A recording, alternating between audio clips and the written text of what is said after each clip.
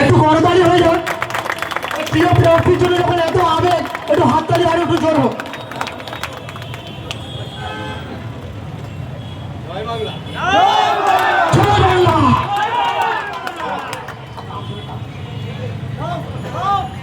আমাদের প্রিয় প্রার্থীকে বরণ করে নিচ্ছেন 123 নম্বর পার্টির সদস্য ভাই নওশাদ আলম।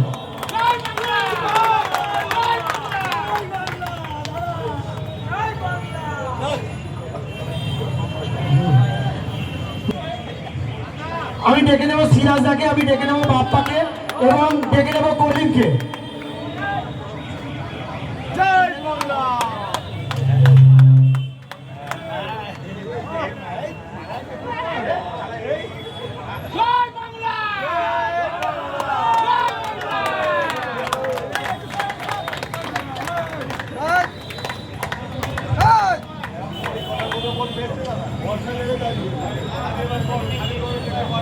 সম্বর্ধনা জ্ঞাপন করেছে, আমি তাদেরকে বলবো একটু স্টেজটা ছোট করতে। আমরা এখন বরণ করে নেব আমাদের ডোমজুর বিধানসভা কেন্দ্রের নির্বাচন কমিটির চেয়ারম্যান সম্মানীয় তাপস আইন মহাশয়কে। তারাকে উত্তরীয় এবং পুষ্পস্তবক দিয়ে বরণ করে নিচ্ছেন আজকের সভার সভাপতি ভাই শামসুল আলম তরফদার।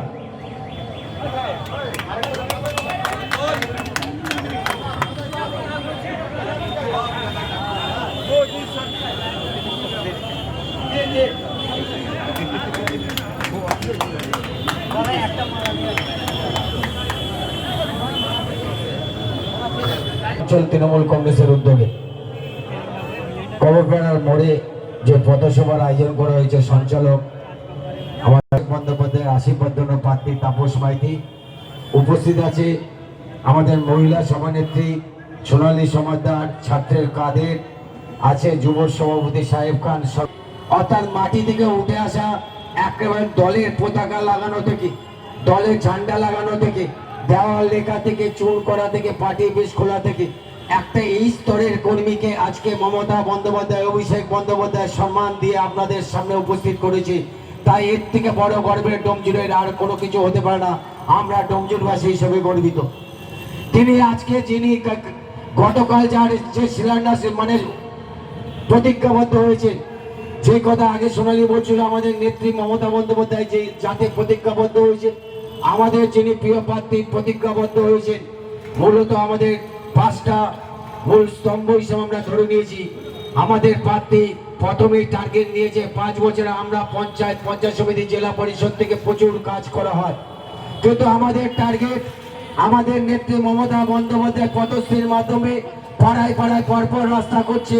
কিন্তু আমাদের দীর্ঘদিনের সমস্যা ছিল স্বাস্থ্য কেন্দ্র, অর্থাৎ স্বাস্থ্যের যেটা ব্যাপার, অর্থাৎ কোনো জেনারেল হসপিটাল ছিল না। ডোমজুর কেন্দ্রে আমাদের প্রিয় প্রার্থী শপথ হিসেবে প্রথম দিন থেকে লড়াই করতে শুরু করবেন ডোমজুর কেন্দ্রে একটা স্বাস্থ্য কেন্দ্র করার জন্য। দ্বিতীয়ত হচ্ছে আমাদের এখানে কোনো যে কলেজ নেই, কলেজের জন্য দ্বিতীয় লড়াই তার চলবে।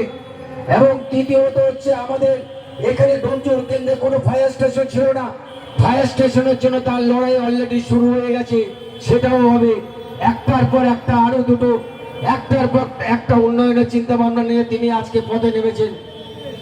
আমি জানি এখানে ভাই আলম আছে, কারণ জেলা পরিষদের পূর্ত কর্মদক্ষ হয়ে তিনি হাওড়া জেলার যে কোনো বিধায়করা, গ্রামের যত বিধায়ক আছেন সবাই একটাই কথা, জেলা পরিষদের যত পূর্ত কর্মদক্ষ হয়েছেন তাপস মাইতির মতন আমরা দীর্ঘদিনে 20, 25, 30 বছর ধরে কোনোদিন এই ধরনের পূর্তের কর্মদক্ষ পাইনি সারা হাওড়া জেলা জুড়ে যে উন্নয়ন করছে।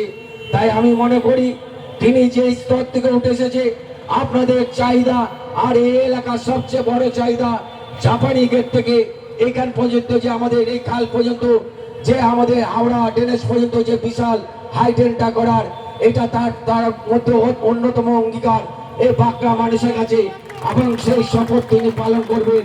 আমার দৃঢ় বিশ্বাস ভোটে নির্বাচিত হওয়ার পরে এই প্রচেষ্টাও তিনি করে সবচেয়ে বড় বাঁকড়ার মানুষের কাছে উপহার দেবে এই হাইড্রেনটা করে। তাই আপনাদের কাছে আপনারা আস্থা রাখুন, বিশ্বাস রাখুন।